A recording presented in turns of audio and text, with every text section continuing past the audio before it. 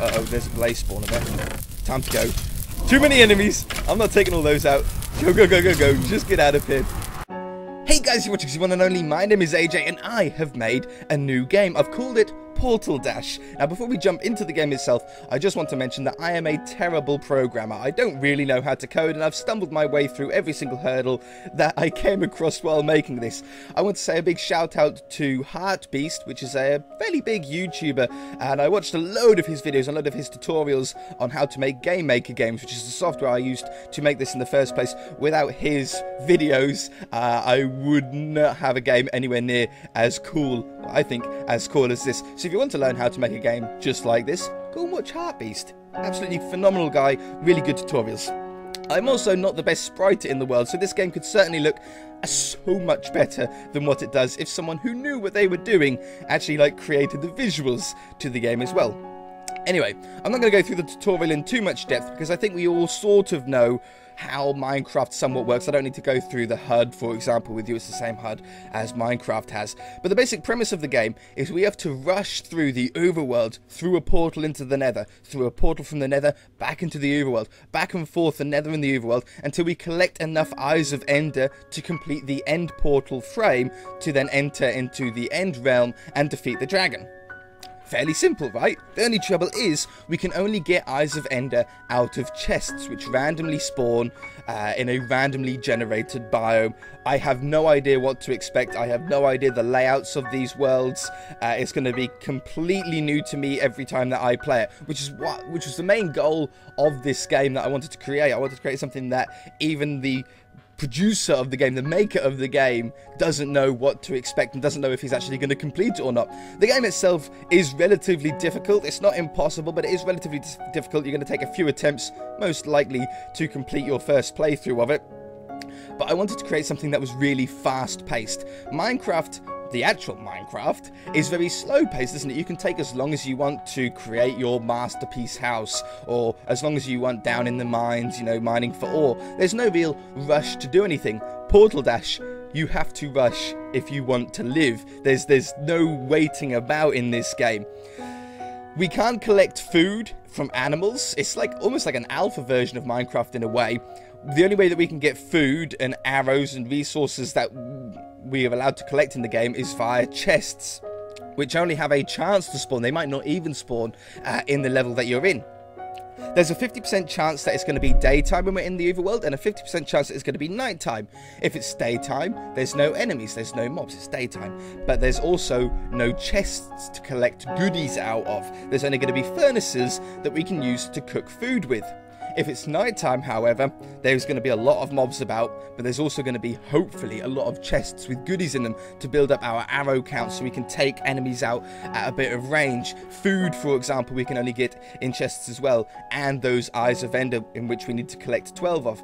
When we go into the nether, it's always, obviously, nighttime in a way. There's always enemies there, there's always chests, but it's a lot more dangerous. So let's just get cracking on it. It does play some music while we're playing it. I can hit M to stop the music, which I think I'll probably do at least for the beginning of this, and if we start getting used to what I need to talk about, then I can turn it back on again. Okay, so we've started in the daytime. That's a good thing. I can sort of go through. We've got our normal Minecraft HUD here. We start off with 2 cooked food and 1 raw food, 20 arrows, a bow and a sword, and in the bottom left hand corner here we've got nearby chests. So it's because it's daytime, there's only 1 chest in this world, or in this biome, and that's the chest that includes the flint and steel. The flint and steel is obviously needed to light the portal, which is also going to be somewhere in this world, in this biome as well. There's the portal. Obviously, I can't go through it yet because the portal is not lit. So I need to find the chest now that includes that flint and steel. Every time that we use that flint and steel to go through the portal, we actually use up the flint and steel. It's the last use. There's a furnace there behind the alpaca. We can attack it. I get some XP from it. What a terrible sound. So a lot of the sounds are taken from Minecraft itself, but a lot of the sounds, like the alpaca sound, I couldn't find the sound files in the game for some reason, so I had to find my own alpaca sound and just import it into the game itself. So let's go and find ourselves this flint and steel chest. There's only going to be 1 chest on each biome that includes the flint and steel. All the others will just include resources and stuff like that. Okay, we've been up here. That's where we started. So when we get close to objects like cactuses, they just go a little bit transparent, just so we can find or see behind it. There it is. There's the chest. So we'll open that up. We've now got the flint and steel. I can light fires on the floor, and I can light set a light to the animals and stuff like that if they walk into it. And then we can light the portal and go through it. Now we've gone through the portal, we're going into the nether. Our flint and steel has just disappeared, so now it's time to do some fighting. It's the same controls as Minecraft, so I can either use my scroll wheel to go through my hotbar here, or I can use the number keys directly.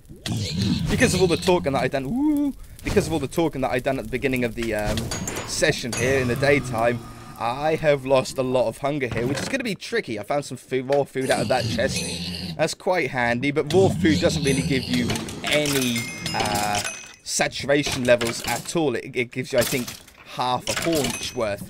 So we need to find a daytime biome in order to cook up that raw food into cooked pork chops. I just chose pork chops because I like them better. I like the look of them better than steak in the game. Okay. I'll kill all these. If we have the music on, it does sort of pump you up a little bit more. Gives you a little bit more ready for it. But with the music off, just allows me to concentrate and talk to you guys a little bit more. We can, like in Minecraft, hit F3, which will give us a load of debug options. It'll tell us how many enemies are in the room, things like that. If we do that, look, it'll tell you that there's one flint and steel. Oh, I found 2 eyes of Ender in that chest. What a great start. So there's one flint and steel chest in the map. There's 2 normal chests in the map. 1 portal, shows my health, number of instances, number of enemies, frames per second, and blaze spawners. Fortunately, there's no blaze spawners in this map at the moment, which is a good thing because they can get out of hand really, really quickly. Like, I'm not even joking you. My best time, I think, to complete this, complete the dash in total. Oh, there's the flint and steel, and I got another one. Okay, so we've got 4 eyes of Ender. I've got my flint and steel. I'm going to leave here and go back to the Overworld. I'm also going to eat something. Okay, it's still night time, so we can't cook up our food here. I'm going to have to start concentrating a little bit now because we're going to be running out of food really, really soon. We're in an ice spike biome. Ooh, creepers. Kill the creepers. Creepers are terrible. They explode. If their counter counts down and they explode, they do quite a lot of damage, so be warned on that. You can hold down your left click if you want to just continue swinging. And we can use our bow as well. We haven't done that yet. You should really... There we go. You should really use your bow to... only in like a last resort scenario, because obviously the arrows can be very useful, especially when in the nether. You also have to make sure that you keep... Oh, Enderman. Ah, the creeper exploded. We also need to make sure that we keep enough arrows before we go into the end biome to defeat the Ender Dragon, because as you can tell in this game, we can't actually pick up blocks. We can only gather these arrows out of chests. So in order to shoot down the end portals, we need to use our arrows, and if we don't have any, well, you're stuck, and it's game over. There are chests, or there should, hopefully, if you're lucky, be chests in the end that'll include some arrows for you to use, but it's not guaranteed. There's also a chest in the end portal room that'll hold some food and some arrows, just to give you a little bit of a head start before you go in there. But in this game, nothing is for sure. Nothing is certain. Well, we've got more arrows. Okay, so we've got 41 arrows now. We're sort of getting a nice amount. Obviously, we're limited to a stack of 64. So when we get to 64, we should really start using them to help conserve our health a little bit. 3 more chests in the map. Oh, here's 2 of them. Okay, there's the flint and steel. I also got another Eye of Ender out of that, so I'm 5. We need to get to 12. Once we get to 12, we will automatically be transferred to the end portal room. Oh, there's the end portal. I've got no more chests in the map, so I might as well just go straight through here. Now, I'm back over to the nether. Let's eat something again. I'm not going to go too crazy with my food because I need to save this last bit for when I really need it. Hopefully, when we come out of this nether biome, or when we come out of the nether, we'll be in a day. It's 50% chance to be day, 50% chance to be night. I'm going to start shooting these because there's a few of those, and they're quite deadly. If it's daytime, obviously I'll be able to cook up this food. I've got 7 raw pork chops to use, and it'll be a lot more useful to me being cooked. 6 nearby chests. When I first made the game, or once I first sort of completed making it, I didn't have a chest counter in the bottom left corner. However, I found myself hitting F3 a lot, which obviously tells you how many chests there are in the map, just to see if I had got them all, or if I wanted to leave yet or not. So I thought I'll put it on screen as a permanent thing. 4 more chests. 6 chests is a lot of chests for a netherworld. That's nearly the maximum that I think can possibly spawn. So the level is completely randomly generated. Like I said, if you want to learn how to make a randomly generated world like I have here, then HeartBeast's tutorial is actually where I learned how to do this. Very, very easy, somewhat easy tutorial to follow, as easy as it possibly could be. Doing so. Oh, blaze spawner. No, go. Time to go. Okay, through the portal. Those blaze spawners get way out of hand way too quickly. They spawn a lot of blaze in a very short amount of time. Oh, the bunnies. Shoot them. Oh, it's such a bad sound. Okay, there's our furnace. We can cook up the food. We've now got 8 cooked, so we should be fine for food again now. Obviously, there's only one chest, like I said, in the world. There it is. That'll hold the flint and steel. And then we can find the portal now and hopefully go on. Yeah, here we go. Okay, that was a perfectly timed daytime biome here with the skeletons. You can't get withered in the game. I didn't implement that. I did have it implemented, but it was extremely difficult because there's a high chance that these enemies are going to hit you when you're playing the game. A really high chance that they're going to hit you. You can obviously take out every single enemy in the game without being hit if you're good enough. But it's extremely difficult. Like, obviously, skeletons, you sort of do a circly style thing. Uh-oh, there's a blaze spawner there. Time to go. Too many enemies. I'm not taking all those out. Go. Just get out of here. The blaze spawners to the west. Oh, so we just had an enderman teleport to us. Obviously, that can happen. They're all coded to randomly teleport to you. And it's a really nerve-wracking experience, especially if your health gets really low down. I've played quite well this game. I usually nearly die at least a few times in a playthrough. Ooh, another iron ender. But yeah, it's really nerve-wracking. If you start getting low on health and then an enderman teleports onto you, it's like the scariest thing possible. Okay, that's why we have the trees sort of exploding stuff.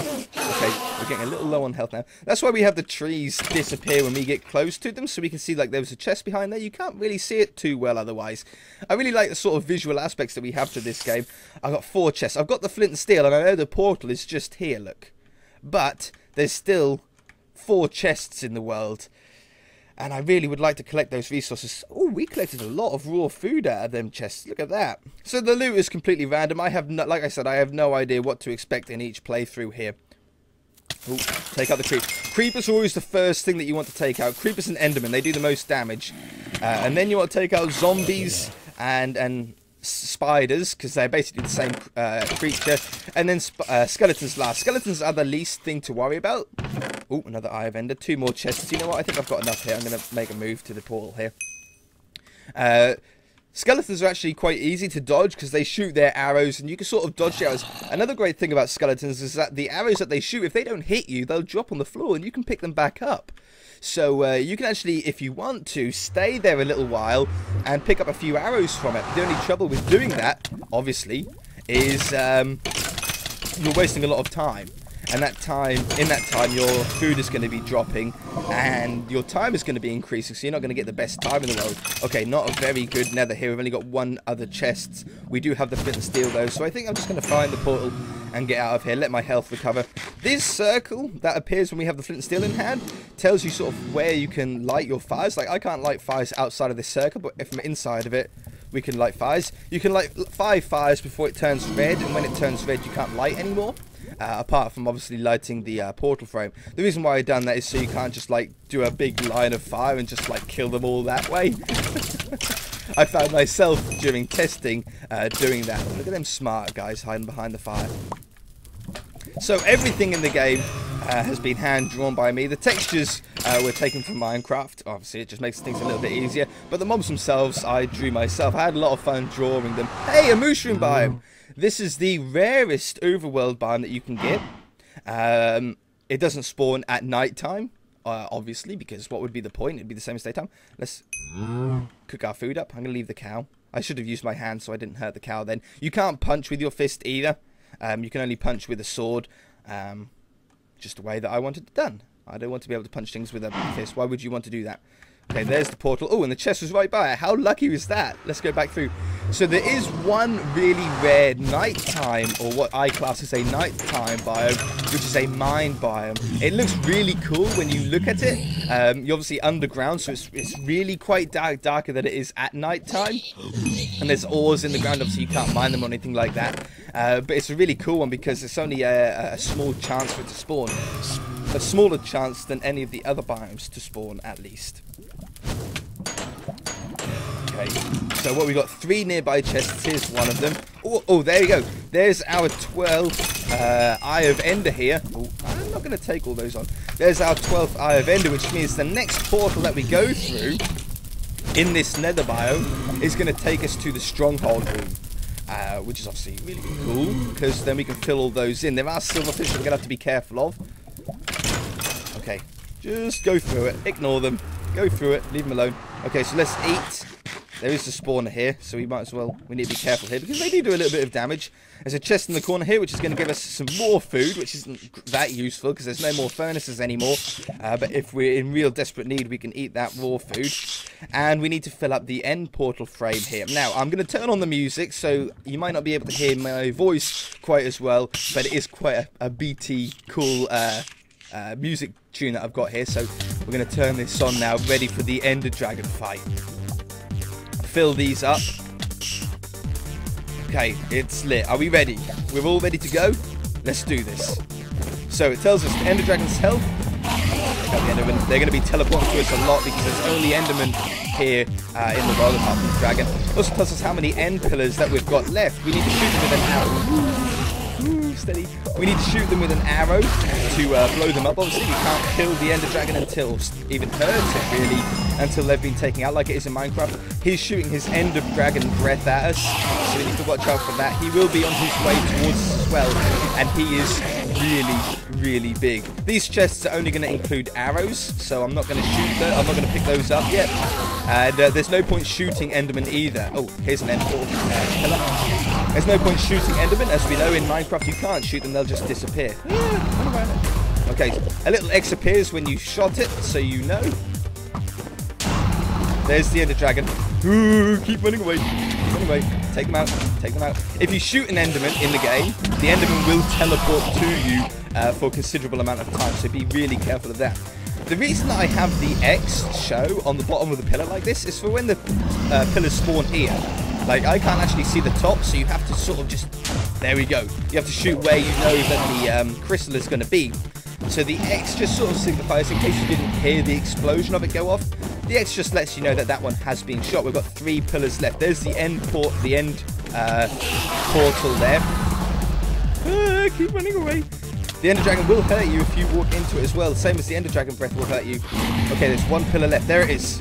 Alright, all pillars are down. The Ender Dragon is now killable, so we'll be doing that. Ooh. Let's just have a look on the F3. There's 2 enemies left, so it's going to be 1 dragon and 1 Enderman. We can hear the Enderman as well. I forgot to mention that.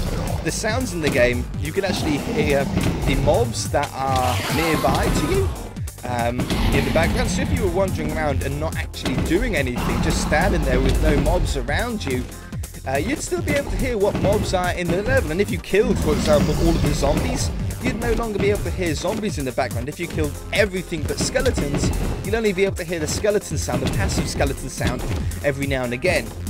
Not the sound that it makes when it gets hurt, but instead the sound when you shoot it with an arrow. We're going to keep our health up. And let's eat something as well.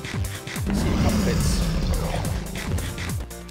So yeah, there's a lot of time actually went into the coding of the sound of this. Obviously the Ender Dragon has a bunch of sounds. It's surprising how much sounds it actually has. Different tones of getting hurt and flying and the wing sounds and stuff like that. Some of the sprites do look a little... I'm out of arrows. Some of the sprites do look a little bit derpy. I'm going to turn the music off for the minute. Because obviously it is me that drew them and not an expert artist. But I'm happy in how it turned out. So let's finish him off now. I'm out of arrows. And the Ender Dragon is killed. He'll drop a load of XP. You can pick it up if you like. There's no real reason to pick up XP in the game. It's just up to you if you want to pick it up or not. It just made it feel a little bit more sort of Minecraft-y. So pick all those up. And we'll jump through the end portal. Even the dragon leg spawns on the top of it. Look. Enter our name. Z1 and... Oops. And only... I can't spell today. Z1 and only. hit OK, and there we are, top of the leaderboards, a time of 964, XP level of 88. I think it's pretty cool. I think it's pretty fun. It was quite an easy run, to be honest. If I wasn't talking and I was playing that seriously, I reckon that's probably a time of... that I could probably have got that level to about 560, maybe 500, maybe 600 seconds. Something like that. I could have nearly half the time, but because I was talking to you and explaining some stuff, it took a little bit longer. But like I said, there's a download link in the description below. Feel free to download it, have some fun with it, and let me know what your time was, your time and XP level. See if you can like do the whole playthrough in as small time as possible, but with as small XP level as you can as well. See if you can get like an under 10 level XP run, or dash, or something like that. Really quite fun. Really is quite fun. I'm not going to do another full run through here, but I'll just show you the sounds in the game. We'll turn the music off. If we just sit here for a minute, as long as there's some enemies in the map, we should be able to hear the passive noise of the zombies and stuff. There we go. There's a zombie passive noise. So we know that there's a zombie somewhere in the map. Anything else? It's just like in Minecraft, it's just random when they make it. We could be waiting here a few seconds or a few minutes. Ah, there was a skeleton jangle. There was a skeleton jangle there. I don't know how much you guys can hear, because I don't know how... Woo! Enderman. But yeah, when you really think about this game, and you go through, like, the amount of... There's a creeper nearby. The amount of effort that goes into, like, every single aspect of this. Like, the smallest thing, like, just having your HUD bar choose something different, so...